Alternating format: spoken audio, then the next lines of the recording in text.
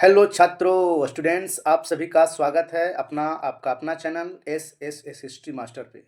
और आज हम लोग लेकर के आए हैं ट्वेल्थ क्लास का दूसरा चैप्टर का दूसरा वीडियो। इसके पहले हम लोग पहला वीडियो डाले थे, उसमें 40 क्वेश्चन हम लोग किए थे। आज उसके आगे हम लोग क्वेश्चन को करेंगे और इस चैप्टर का नाम था राजा, किसान और नगर। तो हम लोग देखेंगे कि इसमें और अगला क्वेश्चन क्या है, यानी क्वेश्चन नंबर हम लोग करेंगे कितना से 40 तक हो गया था, 41 से करते हैं। कितना से करते हैं? 41, क्वेश्चन नंबर 41 से। तो देखेंगे इसमें पहला क्वेश्चन है कि उत्तरी पश्चिमी भारत में प्राप्त अशोक के अभिलेखों में लिपि का प्रयोग किया है। किस लिपि का प्रयोग हुआ है? तो ऑप्शन है खरोष्टी लिपि, अरामयिक लिपि, ब्राह्मी लिपि, किनमें से कोई नहीं। तो इसका सही जवाब हो जाएगा, इसका सही जवाब क्या हो जाएगा? तो खरोष्टी लिपि, खरोष्टी लिपि इसका सही जवाब हो जाएगा। नेक्स्ट क्वेश्चन देखते हैं, क्वेश्चन नंबर 42 कि अशोक के कुल कितने अभिलेख अभी तक प्राप्त हुए हैं। अशोक के कुल कितने अभिलेख अभी तक प्राप्त हुए हैं? ऑप्शन में हमें दिया गया है 35, 30, 40 और 44। तो इसका सही जवाब हो जाएगा, इसका सही जवाब क्या हो जाएगा? तो option number D 44। Option number D is the right answer, 44। इस तरह से अगला क्वेश्चन हम लोग देखेंगे, लेकिन उस क्वेश्चन देखने से पहले आप लोग से रिक्वेस्ट रहेगा कि ये चैनल जो है एस हिस्ट्री मास्टर को आप लोग सब्सक्राइब कर लीजिएगा और वीडियो को अपने दोस्तों के साथ जो है शेयर करना है, ताकि उन लोग भी इस वीडियो को देख सके और आने वाला जो 12th एग्जाम है उसमें अधिक से अधिक उसका नंबर आ सके, फायदा मिल सके। अगला क्वेश्चन है कि अशोक द्वारा प्रचारित बौद्ध धर्म कहाँ प्रचलित नहीं हुआ। अशोक जो सम्राट था मगध का, उसके द्वारा जो है बौद्ध धर्म का प्रचार किया गया था, लेकिन एक ऐसा इस ऑप्शन में एक ऐसा जगह है, एक ऐसा देश है, वहां जो है प्रचलन नहीं था बौद्ध धर्म का। तो उस जगह का नाम बताना है। तो हम लोग ऑप्शन में देखेंगे, ऑप्शन ए में है सीरिया, ऑप्शन बी में ब्रिटेन, ऑप्शन सी में श्रीलंका और ऑप्शन डी में जापान। तो नहीं पूछा है। तो हम लोग जानते हैं कि सीरिया में भी बौद्ध धर्म का प्रचलन हुआ था अशोक के द्वारा, श्रीलंका में भी हुआ था, जापान में भी हुआ था, लेकिन ब्रिटेन में नहीं हुआ था। तो इसका आंसर क्या हो जाएगा? Option number B is the right answer. अब नेक्स्ट क्वेश्चन देखते हैं, क्वेश्चन नंबर 44 कि जीवक ने वैद्य की शिक्षा कहां से पाई। जीवक जो थे वो वैद्य की शिक्षा कहां से पाई थी? तक्षशिला से, कि राजगृह से, कि पाटलिपुत्र से, कि वैशाली से। तो इसका सही जवाब हो जाएगा तक्षशिला से। कहां से? तक्षशिला से। अगला क्वेश्चन है कि जीवक कहाँ का रहने वाला था। जो जीवक था वह कहाँ का रहने वाला था? ऑप्शन ए में है तक्षशिला, बी में बनारस, सी में पाटलिपुत्र और डी में है राजगृह यानी राजगीर। तो इसका सही जवाब हो जाएगा राजगीर। कहाँ का रहने वाला था जीवक? कहाँ का रहने वाला था? राजगीर का रहने वाला था। नेक्स्ट क्वेश्चन देखेंगे कि जीवक की ख्याति किस रूप में थी, यानी जीवक जो थे किस लिए ख्याति थे, किस लिए प्रसिद्ध थे? तो व्यापारी के रूप में, कि प्रशासनिक अधिकारी के रूप में, कि वैद्य के रूप में, कि बौद्ध भिक्षु के रूप में। तो हम लोग जानते हैं कि जीवक जो थे एक क्या थे? तो वैद्य थे। क्या थे? वैद्य थे। तो वैद्य के रूप में इसका सही जवाब हो जाएगा ऑप्शन नंबर सी। अगला क्वेश्चन देखते हैं कि अंग राज्य आधुनिक बिहार के किस जिले में अवस्थित है। जो अंग है 16 जो महाजनपद में एक अंग है, तो अंग जो था वो बिहार के किस जिले में अवस्थित था? पटना, कि नालंदा, कि वैशाली, कि भागलपुर। तो अंग जो है कहाँ था? तो भागलपुर में था। कहाँ था? तो आधुनिक बिहार जो अभी जो बिहार जो है जिला जो भागलपुर है, वहां जो है अंग राज्य था। ठीक है, तो इसका उत्तर क्या हुआ? Bhagalpur, option number D. अगला क्वेश्चन देखेंगे कि बिंबिसार का संबंध किस वंश से था। बिंबिसार का संबंध किस वंश से था, यानी किस वंश का था बिंबिसार? नंद वंश, हर्यक वंश, शिशुनाग वंश, कि मौर्य वंश। तो हम लोग जानते हैं कि बिंबिसार का संबंध था हर्यक वंश से। हर्यक वंश से। एक बिंदुसार रहता है, बिंदुसार अलग है और बिंबिसार अलग है ना। तो बिंबिसार का संबंध है हर्यक वंश से। अगला क्वेश्चन है क्वेश्चन नंबर 49 देखेंगे कि जरासंध का संबंध किस वंश से था। जरासंध का संबंध किस वंश से था? तो ये हो जाएगा बृहद्रथ वंश से। बृहद्रथ वंश से संबंध किसका था? तो जरासंध का। क्वेश्चन नंबर 50 देखेंगे कि तक्षशिला किस राज्य में स्थित है। तक्षशिला जो विश्वविद्यालय है वह किस राज्य में स्थित है? मगध, अंग, गंधार राज्य, कि मल्ल राज्य, है ना। तक्षशिला विश्वविद्यालय भी है। और तक्षशिला किस राज्य में स्थित है? तो इसका सही उत्तर हो जाएगा गंधार राज्य। गंधार राज्य is the right answer, option number C. अगला क्वेश्चन देखेंगे कि सेल्यूकस ने अपनी पुत्री का विवाह किस राजा से किया था? सेल्यूकस निकेटर जो थे अपनी पुत्री का विवाह किस राजा के साथ किया था? अशोक के साथ, बिंबिसार के साथ, कि चंद्रगुप्त मौर्य के साथ, कि कनिष्क के साथ? तो इसका सही जवाब हो जाएगा चंद्रगुप्त मौर्य। चंद्रगुप्त मौर्य के साथ सेल्यूकस निकेटर ने अपनी पुत्री का विवाह किसके साथ किया था? तो चंद्रगुप्त मौर्य के साथ किया था। क्वेश्चन नंबर 52 देखेंगे, 52 देखेंगे कि धर्म विजय का उल्लेख अशोक के किस अभिलेख में है? धर्म विजय का उल्लेख अशोक के किस अभिलेख में है? सॉरी, शिलालेख में है। धर्म विजय का उल्लेख अशोक के किस शिलालेख में है? क्वेश्चन नंबर 52 का उत्तर क्या हो जाएगा? तो इसको हम लोग जानते हैं कि 13वें अभिलेख में। 13वें अभिलेख बोले, शिलालेख बोले, है ना। इसी में जो है धर्म विजय यानी कलिंग युद्ध जो हुआ था, ऐसे भी पूछता है कि अशोक द्वारा लड़ा गया कलिंग युद्ध का विवरण किस शिलालेख में है, किस अभिलेख में है? तो 13वें अभिलेख में, शिलालेख में। ठीक है, इसका उत्तर क्या हो जाएगा? 13वें। क्वेश्चन नंबर हम देखेंगे 53 कि कालिदास किसके समकालीन थे? कालिदास किसके समकालीन थे? अशोक के, कि समुद्रगुप्त के, कि चंद्रगुप्त द्वितीय के, कि कनिष्क के? तो इसका सही जवाब हो जाएगा ऑप्शन नंबर कितना? सी हो जाएगा, चंद्रगुप्त द्वितीय। कालिदास किसके समकालीन थे? तो चंद्रगुप्त द्वितीय के समकालीन थे। ठीक है, अगला क्वेश्चन देखेंगे, क्वेश्चन नंबर 54 कि भारत का नेपोलियन किस शासक को कहा जाता है? ये इंटरमीडिएट एग्जाम 2013 में 16 में पूछा है, हालांकि उसके बाद भी पूछा है। ये बहुत इंपॉर्टेंट क्वेश्चन है। भारत का नेपोलियन किस शासक को कहा जाता है? तो आप लोग भी जानते होंगे, इसका सही जवाब क्या हो जाएगा? तो समुद्रगुप्त को। भारत का नेपोलियन किन्हें कहा जाता है? समुद्रगुप्त को कहा जाता है। क्वेश्चन नंबर 55 देखेंगे कि मगध की प्राचीन राजधानी कहाँ थी? जो मगध है उसकी प्राचीन राजधानी कहाँ थी? तो मगध की प्राचीन राजधानी थी कहाँ? तो ये थी राजगृह में। राजगृह में, जिसको आज हम लोग राजगीर के नाम से जानते हैं, राजगृह में। क्वेश्चन नंबर देखेंगे 56 कि मगध का प्राचीनतम राजवंश कौन था? यहाँ पर गजवंश लिखा गया है, राजवंश होना चाहिए। मगध का प्राचीनतम राजवंश कौन था?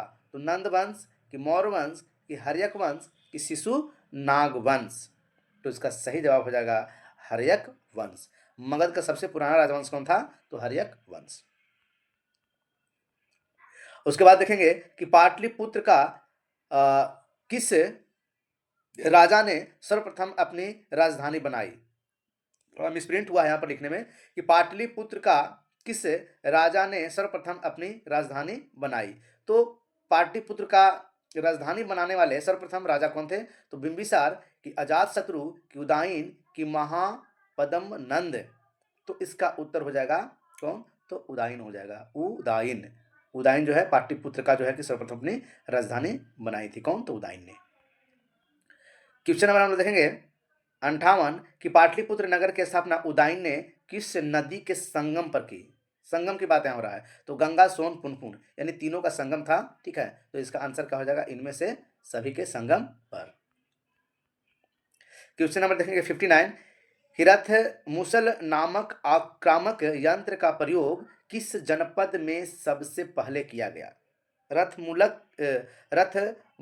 रथ मूसल नामक आक्रामक जो है वो यंत्र था, उसका प्रयोग जो है किस जनपद में सबसे पहले किया गया था? तो काशी में, कि वैशाली में, कि मगध में, कि कौशल में? तो इसका उपयोग सबसे पहले हुआ था मगध में। कहाँ हुआ था? मगध में हुआ था। उस समय का सबसे शक्तिशाली ये था, है ना, मगध सबसे शक्तिशाली राज्य था। अब यहाँ पर देखें महाजनपद था। अब यहाँ पर देखेंगे कि ताम्रलिप्ति बंदरगाह अवस्थित था। ताम्रलिप्ति बंदरगाह कहाँ अवस्थित था? तो गुजरात में, कि केरल में, कि बंगाल में, कि महाराष्ट्र में? है ना, तो इसका सही जवाब क्या हो जाएगा?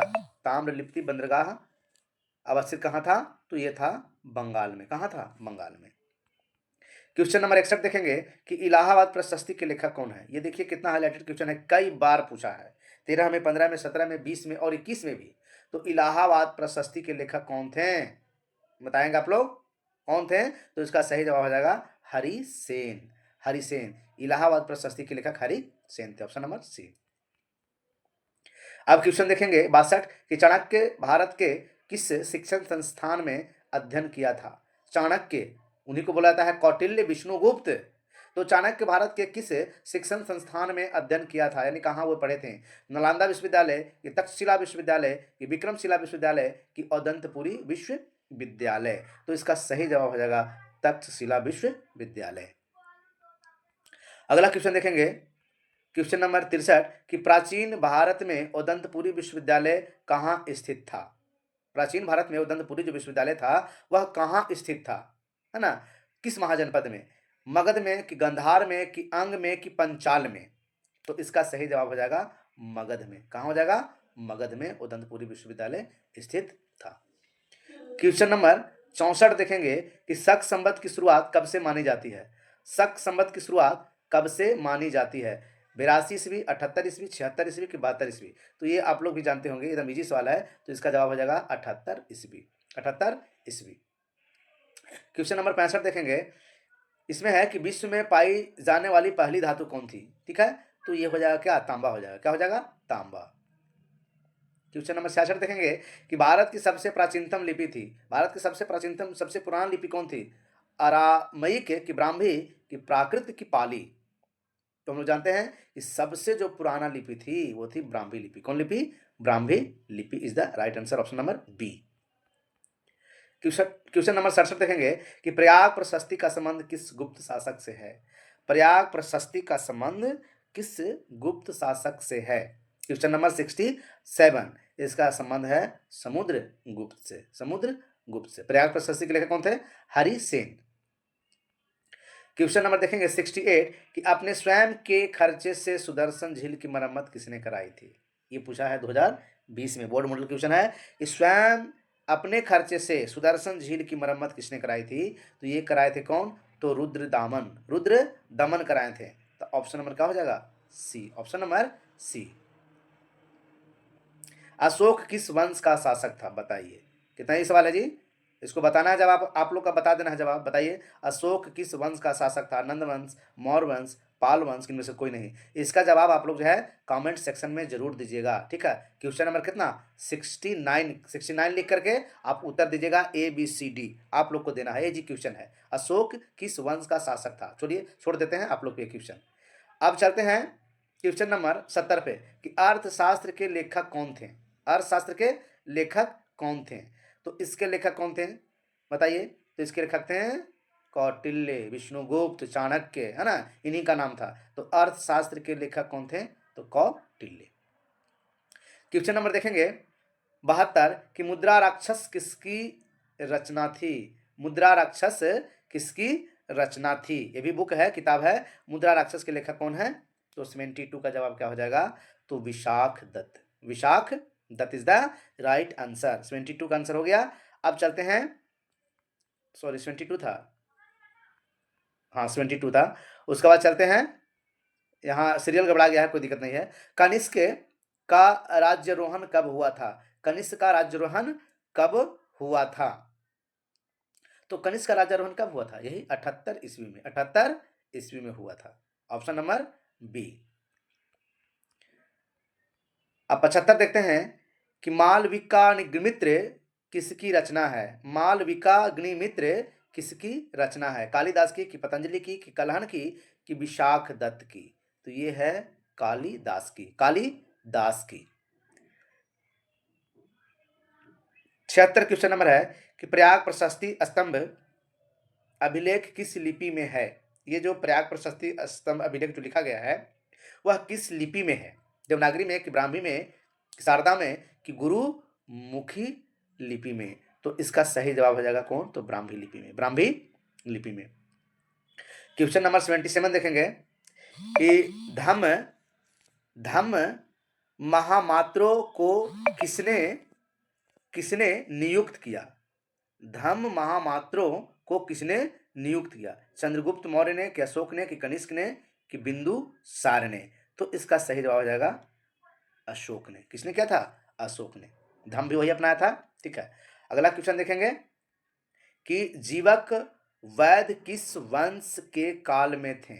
जीवक वैद्य जो थे किस वंश के काल में थे, मौर्य वंश, गुप्त वंश, हर्यक वंश कि कुषाण वंश? तो इसका सही जवाब होगा हर्यक वंश।